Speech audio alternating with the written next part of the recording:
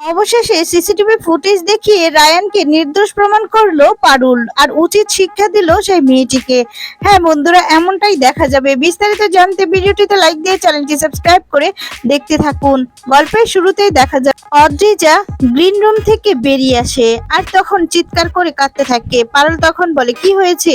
Ryan তখন পারুলকে কিছু বলার আগেই দেখা যায় অদ্রিজা বলে, রায়ান বাসু আমাকে মলিশ করার চেষ্টা করেছে। তখন তো সবাই সেখানে জড়ো হয়ে যায়। ওইদিকে স্যাররা তখন বলে, দেখো পারুল, রায়ান যাই হোক না কেন, এত বড় একটা ওর বিরুদ্ধে অভিযোগ এসেছে, আমাদেরকে ব্যবস্থা নিতেই হবে। তখন স্যাররা সেখান থেকে ব্যবস্থা নেওয়ার জন্য চলে যায়। আর এদিকে অর্দিজা বানিয়ে বানিয়ে রায়ানের নামে অনেক মিথ্যে কথা বলতে থাকে আর বলে, রায়ান দা যে এরকম, এটা আমি কোনোদিনও ভাবিনি। রায়ান দাকে আমি নিজের দাদার মতো ভাবতাম, আর সে আমাকে গ্রিন রুমে নিয়ে গিয়ে খুব প্রস্তাব দিয়েছে। আমাকে বলেছে যে সে অনেক বড় বড় প্রাইজ মানি পেয়েছে, সেখান থেকে আমাকে শেয়ার দিবে। নিজের সুপারস্টার বলে আমাকে মানুষ মনে করেনি, আমার উপর হামলে পড়েছিল। আর আমি নিজেকে বাঁচানোর জন্য অনেক চেষ্টা করেছি। দেখুন আমার জামাটাও ছিঁড়ে ফেলেছে, দেখুন দেখুন এখানে নোকের দাগও আছে, আর চোট লেগে আছে। আর তখন তো রায়ান কি বলবে কিছুই বুঝে উঠতে পারে না। রায়ান তখন বারবার করে এটাই বোঝানোর চেষ্টা করে যে এই মেয়েটা মিথ্যে কথা বলছে, কিন্তু অর্দিজা খুব ভালো করে নাটক করছিল। তখন তো পারুল কি বলবে কিছুই বুঝে উঠতে পারছে না, খুব কষ্ট হচ্ছে। ওইদিকে দেখা যায় রুকু, মোল্লার, ওরা সবাই অদ্রিজার কথা শুনতে থাকে অবাক হয়ে। এরপর পারুল বলছে, প্লিজ তুমি চলো অদ্রিজা, আমাকে আমার মানে তোমার সাথে একটু কথা আছে। তখন দেখা যায় অদ্রিজা বলতে থাকে, কেন ম্যাডাম, আপনার স্বামীকে বাঁচানোর জন্য আমাকে আমাকে মানে পটাবেন নাকি। এরপর পারুল বলতে থাকে যে তোমাকে শাসন করার কোনো প্রয়োজনই হয় না, কারণ আমি জানি আমার স্বামী কেমন। আমার স্বামী এই ধরনের কাজ করতেই পারে না, আমি সেটা বিশ্বাস করি না। রায়ানকে আমি খুব ভালো করেই চিনি, বুঝতে পেরেছো। আর তোমার মতো একটা মেয়ে এসে রায়ানের নামে কমপ্লেন করবে আর সেটা আমি বিশ্বাস করে নিব, সেটা তো কোনোদিনও হতে পারে না। শোনো অদ্রিজা, তুমি না নিজের পায়ে নিজে কুড়ুল মারছো। শোনো, রায়ান না অনেক বড় একজন অভিনেতা, আর তার নাম ডাক আছে, বুঝতে পেরেছো। ও তোমার এখান থেকে, আমি ওকে ঠিকই নির্দোষ প্রমাণ করব, কিন্তু আমি তো ভাবছি তোমার কথা, তোমার কেরিয়ার সবকিছুতে শেষ হয়ে যাবে। তোমার কেরিয়ার তো সবে শুরু, তোমার বয়সই বা কত, তোমার কেরিয়ার তো এখানেই শেষ হয়ে যাবে। আমি বুঝতে পারছি না তুমি রায়ানের নামে মিথ্যে কথাগুলো কেন বলছো। আর তখন অদ্রিজা কি বলবে কিছু বুঝে উঠতে পারে না, মাথাটা নিচু করে দাঁড়িয়ে আছে। তখন রায়ান বলে, পারুল। আর তখন পারুল বলে, কি ভেবেছিস আমি এই মেয়েটার কথা শুনে তোকে ভুল বুঝবো? না, তোকে আমি কোনোদিনও ভুল বুঝবো না। এটা যদি অন্য কেউ এসেও বারবার করে তোর কথা বলতো না, তাও আমি বিশ্বাস করতাম না, কারণ আমি তোকে খুব ভালো করেই চিনি, তুই কেমন। আমার থেকে বেশি আর তোকে কেউ ভালো করে চিনে না, বুঝতে পেরেছিস। আমি তোর জন্য লড়াই করব, তুই চিন্তা করিস না রায়ান। এর কোনোদিনও ওই মেয়েটা তোর ক্যারিয়ার কিচ্ছু করতে পারবে না। তখন এই কথা শুনে সবাই অবাক হয়ে যায়। এদিকে সবাই কানাঘুষণ করতে থাকে আর বলে, রায়ান বসু এরকম নাকি, আসলে টাকার জোর আছে, ক্ষমতার জোর আছে। তখন রায়ানের বন্ধুরা প্রচন্ড রেগে যায়, রেগে গিয়ে উচিত শিক্ষা দেয় আর বলে, কি ভেবেছিস হ্যাঁ, তোরা রায়ানকে কতদিন ধরে চিনিস? এই কলেজে প্রতিটা মেয়ে রায়ানের জন্য পাগল ছিল, কিন্তু রায়ান সে কোনোদিনও পাত্তা দেয়নি। রায়ানের মতো মানুষ হয় না, বুঝতে পেরেছিস। তোরা কার সম্পর্কে কি বলছিস একটু ভেবে বলবি। আর তখন ওরাও সবাইকে বলতে থাকে যে না না, রায়ান এরকম কাজ করতে পারে না, সবার ভুল হচ্ছে। এই মেয়েটার কথা শুনে রায়ানকে কেউ ভুল বুঝবেন না।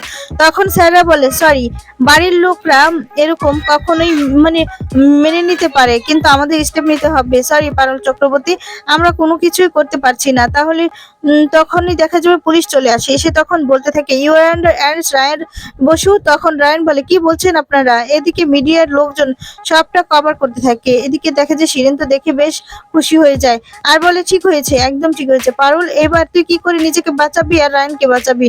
রায়ানের কেরিয়ারটা আমি শেষ করেই দেব। এবার মায়ের কথায় রায়ানের কেরিয়ারটা শেষ করে না আমার খুব ভালো লাগছে, আনন্দ পাচ্ছি আমি, একদম ঠিক হয়েছে। ওইদিকে অদ্রিজা পারুলকে তখন বলছে, আপনি কি ভেবেছেন ম্যাম, এভাবে আপনার স্বামীকে বাঁচানোর চেষ্টা করবেন আর আমার উপর দোষারোপ করবেন? না, সেটাও কিছুতেই হতে পারে না। নিজের জন্য আমি লড়াই করব। আমি না ভেবেছিলাম যে আপনি কোনোদিনও আপনার স্বামীর পক্ষ নিবেন না, অন্তত এত বড় একটা অন্যায় যে হয়েছে তার পক্ষ নিবেন না। আর তখন বলতে থাকে, হ্যাঁ আমি কোনোদিনও ময়ালিস্ট হইনি, কখনোই না, সেটা যেই হোক না কেন, কিন্তু আমার স্বামীকে আমি খুব ভালো করেই চিনি, তাই আমার স্বামীর পক্ষ আমি ঠিক নিব। ওকে না আমি নির্দোষ প্রমাণ করেই ছাড়বো, তুমি চিন্তা করো না। তখন রায়ানকে পারুল বলে, তুই চিন্তা করিস না তিরপেন্ডে, আমি তোকে ঠিক নির্দোষ প্রমাণ করে আনবই। আর তারপর রায়ানকে সেখান থেকে পুলিশ ধরে নিয়ে যায়। অন্যদিকে দেখা যাবে যে সিনজিনি একটা লোকের সঙ্গে ঘনিষ্ঠভাবে বসে থাকতে ঘনিষ্ঠ অবস্থায় কথা বলছিল, ঠিক তখনই সেখানে দেখে যে শিরিন চলে আসে। সে তখন বলে মম, আর তারপর দেখা যাবে শিরিনকে সেখান থেকে বের করে দেয় সিনজুরি। আর তখন সিনজুরি শিরিনের সঙ্গে কথা বলে আর বলে কি হয়েছে, হ্যাঁ তোমার কি সামান্য সেন্সটুকু নেই, কি করে ঢুকতে হয় সেটা তুমি জানো না, নক করে। আর তখন বলে কি করছো তুমি এটা মম, আর তখন বলে আমি যা করছি বেশ করছি, মিস্টার আগরওয়াল অনেক টাকার মালিক, আর এই যে এত টাকা তুমি উড়াচ্ছ কোথা থেকে পাচ্ছ? রায়ানের আর পারুলকে শেষ করার জন্য তো টাকা লাগবে, সেই টাকাগুলো কোথা থেকে আসছে তুমি কি একবারও ভেবেছো? শোনো, আমি না এই মিস্টার আগরওয়ালকে ধরে একটা রেস্টুরেন্ট খুলবো, সেই রেস্টুরেন্টটা আমার নামে করে নিব। আমি শুধু আমার আর তোমার লাইফটা সিকিউর করতে চাইছি, যাতে করে তুমি এরকম ভাবে লাইফটাকে লিড করতে চাচ্ছ সেটাই করতে চাই, বুঝতে পেরেছো? সেই জন্য আমাকে যা যা করতে হবে আমি সবটাই করব। শিরিন তখন বলে কিন্তু মম, তখন সিনজুরি বলে শোনো, আমার ডিসিশন আমি নিয়েছি।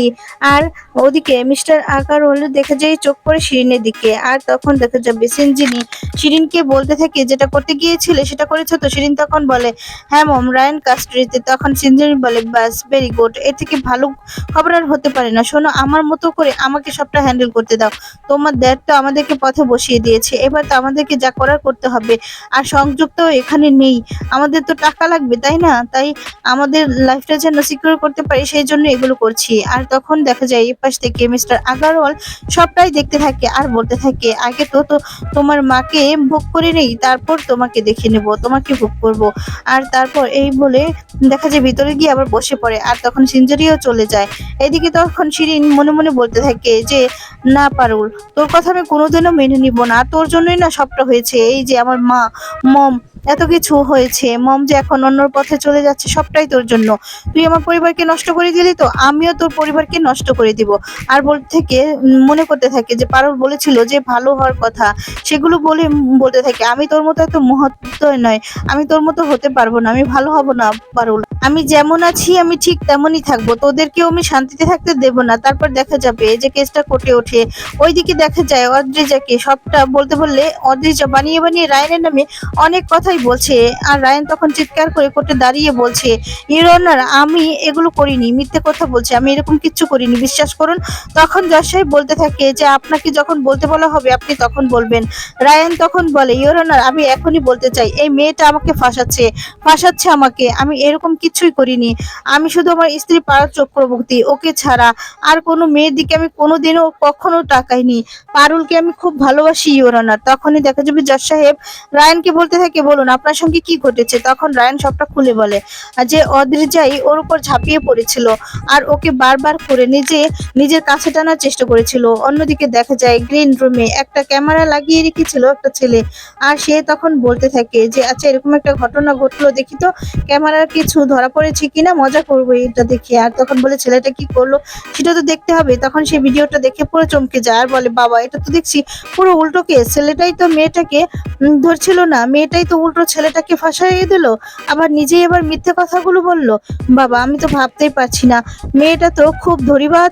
আর তখন বলে ও তাহলে ছেলেটাকে ফাঁসানোর চেষ্টা করেছে, এই কথা ভেবেই তখন ছেলেটা পুরো অবাক হয়ে যায়। এদিকে রাহান চিৎকার করে বলতে থাকে ইওর অনার, মিথ্যে কথা বলছে, ও আমাকে ফাঁসানোর চেষ্টা করছে। আমি যখন আমার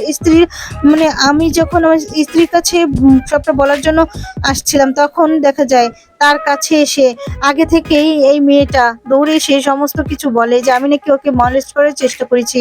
আর বলে আমার কথা আর কি বিশ্বাস করবে, যেখানে একটা মেয়ে সবকিছু বলছে নিজের সম্পর্কে, তো আমার আর কিছু বলার সেখানে থাকে না। তখন বিরোধী পক্ষের উকিল বলে ইওর অনার, রায়ান বসু একজন অভিনেতা, সেই জন্য উনি অভিনয়টা খুব ভালো করে জানে, কিন্তু এখানে আমাদের কাছে প্রমাণ আছে। এই যে আমার ক্লায়েন্টের মানে শরীরে যে এচরের দাগটা পাওয়া গেছে, সেখানে দেখা যায় এই যে রায়ান বসুর নখের স্যাম্পল পাওয়া গিয়েছে, আর তার জামাটাও ছিঁড়ে গিয়েছে। আর তখন রায়ানের উকিল বলে ইওর অনার, হতেই পারে যে রায়ান বাচ্চু নিজেকে রক্ষা করার জন্য ধস্তাধস্তিতে ওনার জামাটা ছিঁড়ে যেতেই পারে, তাই না? নখের আঁচড়টা লাগতেই পারে, তাতে কোনোদিনও প্রমাণ হয় না যে রায়ান বাসু এই অপরাধটা করেছে। তখনই দেখা যাবে যে জজ সাহেব রায় ঘোষণা করে আর বলে যে এখানে উনি যেহেতু মহিলা হয়ে এই কমপ্লেনটা করেছে, তাহলে সেটাও ফেলে দিতে পারছি না, আর রায়হান বসুর কথাটাও ফেলে দিতে পারছি না, তাই পুলিশকে এই কেসটা তদন্ত করে দেখার অনুরোধ করা হচ্ছে। 3 দিনের মধ্যে কোর্টে প্রমাণ পেশ করা হবে। এরপর জজ সাহেব চলে যায়। এরপর দেখে যে পারুল এদিকে সবার সামনে দেখা যায় সেই মেয়েটাকে বলতে থাকে যে সে তো 3 দিনের মধ্যে রায়ানকে প্রমাণ করেই ছাড়ে, সব শেষে তো প্রমাণ করেই ছাড়ে। তো বন্ধুরা